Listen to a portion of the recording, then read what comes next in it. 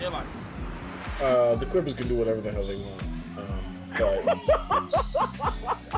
I'm not going. I'm not going to trust them. Correct me if I'm wrong, but Yo, Mukhtar, let's start off with you. What are your playoff predictions? Who are moving on from the East, and then we'll go to the West after we all do a roundtable. So go ahead. All right, so we're gonna do the East first and then cut off. Yeah, All right, exactly. cool. So for me in the Eastern Conference, for the 1-8 matchup, we have the Philadelphia 76ers versus Washington Wizards. I think Philly's too big. I think Philly's too. When you have a lot, what is it? A non-reliant or non-liable. I forgot the word. But when you have a trash defense like Washington, and then you let Tobias Harris score 37 points, 28 points in the first half, that Philadelphia team is going to be unstoppable. You can't allow that to happen. So I don't see a solution. Joel Embiid, the only way you can stop Joel Embiid is foul trouble, but then after he can give you 30 points in the second half. So like it's a dangerous team, and I just don't think Washington has a chance. Yeah, he straight up did. So I don't give Washington a chance. So for the 2-7 matchup, we got Boston versus Brooklyn. I think that's easy to say. Jaylen Brown's out, and Brooklyn is just it's scary when you can have three guys score 82 out of your 102 points in a playoff game. Mm-hmm. It's really scary. And at that, they scored 30 points in the fourth quarter just between the three of them. So like, bro, like when it's like my turn, your turn, my turn, your turn, scary basketball. And that's when it matters most. So Mukhtar, can I just add something quickly? What's up? To your point, you brought up a good point about their scoring, but I was listening to First Take before, and Max Kellerman was talking about how the Nets defense, they only allowed 93 points, and we know the net. We're not known. The Nets are not known for their defense. If they play that kind of defense, and with their scoring abilities, it's kind of evident that they're going to the finals, in my opinion. You know what I mean? I mean, you could say that, but you could also say they're playing against a depleted Boston team right now that doesn't have without much Jaylen Brown, offensive weapons. Yeah. So, and like a lot of their guys are still like Evan Fournier is still recovering from COVID-19. You have Kemba Walker who has this messed up knee that can barely score. He looks like he looks like a fraction of himself who he used to be. So you could say that, but I do agree. They did play tremendous defense in game one, and I was really impressed by how Blake Griffin played defense. So yeah, I do agree with that. And moving on to the 3-6 matchup, Bucks versus Heat. I think the addition of Drew Holiday, PJ Tucker, and Bobby Portis is what's going to tip the scale for the Bucks. They're finally going to pull through against this team. I think switching Drew Holiday for Eric Bledsoe was one of the best deals that the Bucks could have ever done. Drew Holiday could actually create some offense for himself efficiently, and he can defend. Even though Dragic was cooking him, he still had his Dragic was. Goran Dragic is something special, but yeah, he still has a few defensive plays that were just like wow. Like Drew Holiday is one of the elites in the NBA. So yeah, I think those additions will put the Bucks over the Heat this year. And finally, Hawks versus Knicks, the 4-5 matchup. This is a tough series. It's gonna be a 6 series to watch. It's gonna be a lot of grinded out basketball. But I'm gonna give it to the Hawks. I think the Hawks just have too many offensive weapons, and they're just a bit better seasoned. I just don't trust the Knicks all that well yet in the playoffs. But it's good that a young team is getting their feet wet in the playoffs. So I'll keep mine short and sweet. I agree with you on the Sixers, the Nets, and the Bucks. I really had trouble with the Bucks Heat one because the Heat are that team. Their doghouse team. They play gritty with a lot of heart, but I just don't think with the aging Goran Dragic and all of that, and injured Victor Oladipo who can't even play, and the Bucks just look nasty. Like you said, the addition of Drew Holiday, Chris Middleton looks like he's figuring it out. Jalen got his light skin face on, so we all good there. But I will say that I do disagree with you on the Knicks and Hawks. I'm gonna take the Knicks. I just think the Knicks had a great season. I was telling you guys before we did the show that I really like this matchup because it's two teams that haven't played in the playoffs in a while. So I feel like these are two teams that are pretty decently seeded, but they are both underdogs when they advance to the next round, either one of them. But I really think like with Julius Randle, how he played, Derrick Rose looks like he's in form, and Tom Thibodeau, Jalen, I'm going to quote you on this. I'm not going to take credit for stealing your quote. I agree with you, but you said it first. You tweeted that Tom Thibodeau has these dogs playing, these men's hooping, playing with so much heart. And I just think that is going to overpower the Atlanta Hawks, but this is a fun and interesting series. It's actually, I would say it's one of the underrated series because I don't see a lot of people talking about it. Jalen, the floor is yours. Uh, so I agree. I agree with both of you. I think Philadelphia's going to take it.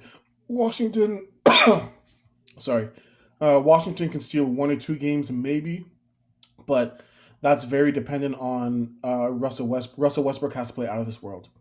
And in game one, I didn't catch game one until the second half. But Russell Westbrook, and this has been a pattern throughout his career.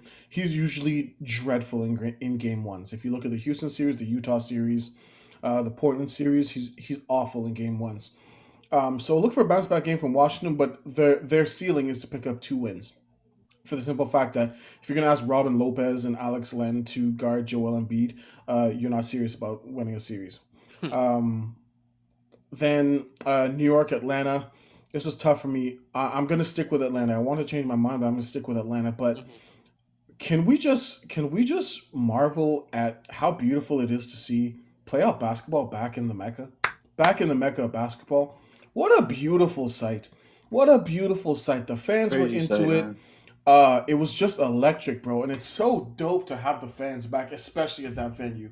I got the Hawks. I think Trey Young is coming. It's 1 game, so I don't want to overreact, but I think Trey Young is coming into his own, showing a lot more leadership. And the others on the Atlanta Hawks, I think, are just better players. It would be great if Danilo Gallinari never saw the floor again, but I digress. Milwaukee, Miami. I think the game plan. Mike Budenholzer is finally coaching. I think last year the game plan against Miami was atrocious, but the game plan in game one was let Jimmy Butler beat you on jump shots, and we'll live with whatever happens there. Jimmy Butler was like 3 of 19 or something like that, or three of 16 or something like that. He was atrocious. Him and Bam combined for 9 points. Um, Horrible. I don't think that's gonna happen. Sorry, Bam had 9 points. They didn't combine for 9 points. I don't think that's gonna happen for the rest of the series. But I love the game plan of let Jimmy Butler take jump shots, dare him to beat you with jump shots. Um, Even with Bam, and they did that too, but he just wouldn't take them. exactly, he seemed reluctant to, almost Yeah. hesitant to take them, which is weird. But we have I have Milwaukee in 6, and then broken Boston.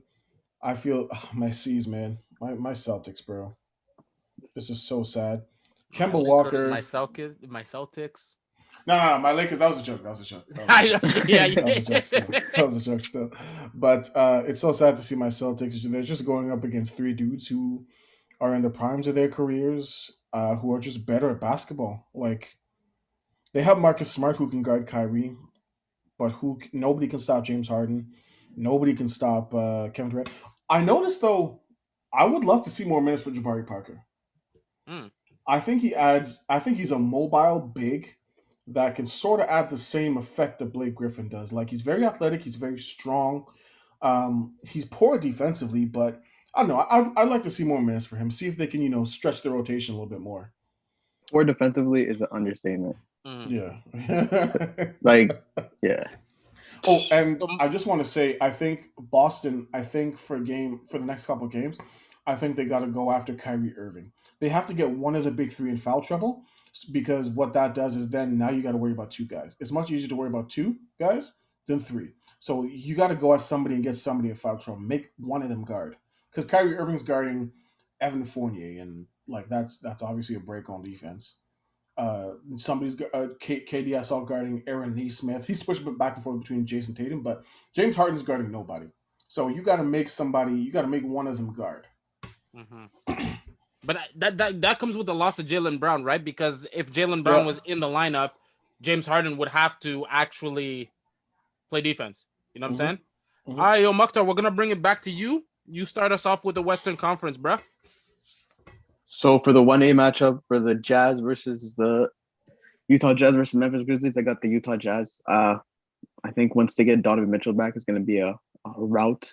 They're just they're pretty prolific offensively. I'm not gonna lie, not to discredit them or anything like that. They just got it offensively, even though they missed a lot of shots last game. They didn't have a creator like that, and I feel like they didn't give Jordan Clarkson the ball a lot. But that's just my opinion. But I think once they get their guy back and their go-to guy gets going and he gets a rhythm and stuff like that, I think he will essentially edge them over the Jazz. I don't the Grizzlies. I just don't think the Grizzlies. The Grizzlies' point of attack is to score in the paint, and I just don't think that's going to be able to be consistent throughout the series. Because as much as we hate Rudy Gobert, he's one of the elite to protect the rim. So I think that's going to stop after a while. Moving on, 2-7 matchup: the Suns versus the Lakers. Just like J-Lo said, LeBron's a nice guy. You know, he gives a freebie out to every one of his friends. It's cool. Anthony Davis got to stop playing like he's got to stop playing like he's Brook Lopez, like selling for jumpers. Like, come on, man. Go in the paint and dominate. Like, don't let this DeAndre Ayton third-year player just out muscle you and out. That was so disrespectful. I couldn't believe that. I couldn't believe that Andre Drummond and Anthony Davis getting babied by a third-year player. Like, come on, you guys are 10-year vets basically. Next year is your 10th year, so I expect more from those guys. And LeBron still looks kind of unhealthy to me, but he's still good enough to kill these guys. So, yeah, Lakers kill him. Anyways, moving on to the 3-6 series, Denver Nuggets versus the Portland Trailblazers. I think that's the easy one. I think losing Jamal Murray is really crazy because you really don't have a creator off the bounce anymore. Somebody who can, like, crunch time buckets is usually created by a guard who can create shots off the bounce. Him and Jokic have this nice little 1-5 pick and roll, or like this one handoff thing that they do. Beautiful. I really love their game. But I just don't think it's going to be sustainable now.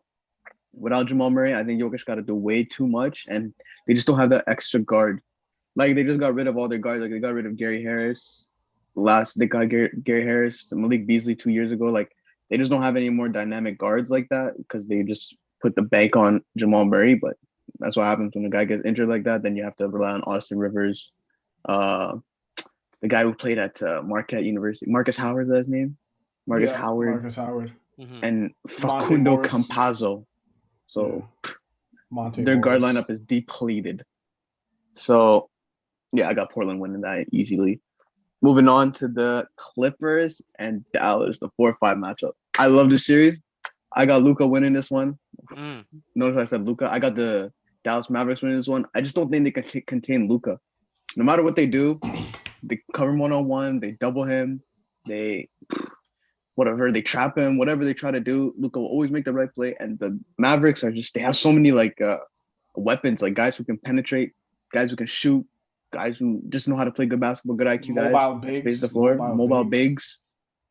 I just think the Dallas Mavericks are offensively very good. So I think this one-man wrecking crew offense that Luka Doncic is just gonna destroy these guys and ultimately break up the Clippers. And yeah, that's it for me. So I'm gonna go next and say that I agree with you for the most part on most of them. There are like one, I think there's one that I don't agree with, but I'll start off with the Jazz and the Grizzlies. I agree with you on that. Once Donovan Mitchell gets back, it's over for the Grizzlies. They are pardon? When's he supposed to come back? I think he was supposed to be cleared not for game one, but then exactly he's upset that he wasn't. Yeah, literally what Muck said. Yeah, I think that the Grizzlies won because they're still on the high of beating the Warriors. So, you know what I mean? So the play-in game for them did them well. Won 2 games. They're feeling good. They beat Steph Curry, and then they go in full throttle against the Jazz, and they played really well. I'm not going to take that away from them, but I don't see it being consistent, especially when Donovan Mitchell comes back and like that brother can hoop. So I think it's done for them. I'm going to go with the Lakers. I want to go with the Suns just because I do like. I know it's one game, but J-Lo, I know you're a big Devin Booker fan, and I've listened to you talk about Devin Booker so much. And the one thing you said is that I need to see this brother play in the playoffs to see if he's that guy. And it's one game, but he showed that he can be that guy in that one game. So I need to see him more in the series. But I do think the Lakers are taking that. Like, that's nothing. Agree with you completely on Portland. I think Portland is deeper. I think more experienced guys, and they're just gonna win. Like there's nothing to it. I just think Portland is gonna win. I have the Clippers. I don't want to bet against Luka because I really like Luka, and you are right. They don't know how to defend Luka. Luka gets whatever he wants against the Clippers for some reason. Ever since last year in the bubble, Luka gets whatever he wants. You know what I'm saying? So I don't want to bet against Luka, but I just think that the Clippers are going to win. I think Paul George needs to figure out this pandemic situation. And I know, yeah, J-Lon, I know I'm gonna leave you to like roast him, but he needs to figure it out because they need him to ball out. Because the addition of Serge Ibaka should have put them at a higher level. Because Serge is underrated in my opinion in what he does for a team. So I think the Clippers have what it takes to get to the finals, has what it takes to get to the conference finals too. But the way they play against Dallas is just a shame. J-Lon. Uh, for Utah Memphis, I'm actually going to go with an upset. I think Memphis is going to take this series. In how many games? It's going to go 7. I think it's going to go Okay. 7. I truly believe that Memphis, they're getting back to the grindhouse ways in a sense. They don't have any real stars. It's all buckets in the paint. It's all attack the rim, and it's defend with our lives. Dylan Brooks is such an underrated defender. Dog. Dylan Brooks is He's a such an dog. underrated defender. He fights over however many screens you throw at him. He won't let you go. Like he sticks to his defensive task. He's such an underrated defender, and that team is very, very long. They're very long. So I don't know. I just see Memphis pulling an upset. I don't know why. When I look at LA Dallas, I'm gonna go with the Clippers. I was very harsh on Paul George over the past year and a half, but I asked him to show up when his team needed him. I felt the game that I was watching in the first half, he was atrocious. He was 1 for 9 in the first half. And in the second half, he picked it up. He played better defense, but I don't know what it is. This has to be racism because whenever Lucas sees the LA Clippers, this dude, bro, like it has to be a hate crime. I'm not allowing any other answer, bro. He sees He's like a Paul bull George, that sees red Kawhi or Leonard. something. He sees Paul George and Kawhi Leonard and says, "This is 50. It doesn't matter what you do, bro." Like it's crazy. But I'd like to, if I'm the Clippers, Ivica Zubac will take a nice seat on the bench, sit this series out, Chief. I'm going with Serge at the 5, and I'm going with Small. I can run up and down transition both ways, but I really want to pick Luca, and I'm a big Luca fan now, by the way, because he told Patrick Beverly he's too fucking small. I love it. Love it. I love it. Yeah, but you also hate Patrick Beverly. I hate that. Oh my god. Oh my god. He looks like he stinks. He doesn't shower. Anyways, so I have the Clippers in 6. Denver, Portland. My head says Portland. My heart says Denver. So I'm gonna go and I'm gonna say Portland are gonna win this series. Even though he wants Denver to win. Even though I want Denver to win. I just don't think they have an answer for. I, if they didn't lose Jamal Murray, I would say Denver because now Aaron Gordon doesn't have to guard smaller guards. But I just don't think they have an answer for like if you're gonna ask Facundo Campazzo to guard Damian Lillard for a 7 game series, pack up, go home, call it a night. Mm-hmm. And if you go under screens, like what are you doing? Going under Yeah, screens with on Damian Damian Lillard. Lillard, Like what are you doing? Oh my god. Oh man! And then Phoenix Lakers. Listen, Anthony Davis cannot be guarded by DeAndre Ayton and only have this dude pick up 3 fouls. Anthony Davis needs to play like Anthony Davis and not Anthony Tolliver. Okay? Like I'm so tired of it. Um I have the Lakers. I have the Lakers in 5. I think the Lakers are going to win the next 4. It's sad to see, but it's historically every time I bet against LeBron, he's taking my money. So I'm going to listen to him this time. I'm going to listen to him this time. I'm tired of losing money. I'm going to listen to him this time. I'm going to take LeBron. But I will say this. I'll say 2 things and I'll end on this. At the beginning of the year, I told you guys, Nizers, I told you guys Steph Curry wouldn't make the playoffs. What happened? Thank He you. didn't make the playoffs. The second thing I will mention is if Chris Paul does not get out of the first round, I would like the same energy you give to Russell Westbrook. I want that energy redirected at Chris Paul, and I'll leave it at that.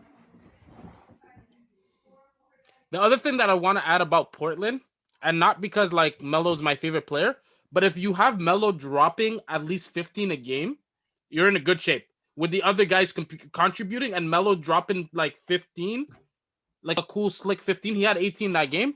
you can make a deep run with the supporting cast that Portland has, and that's why I think that they're deeper.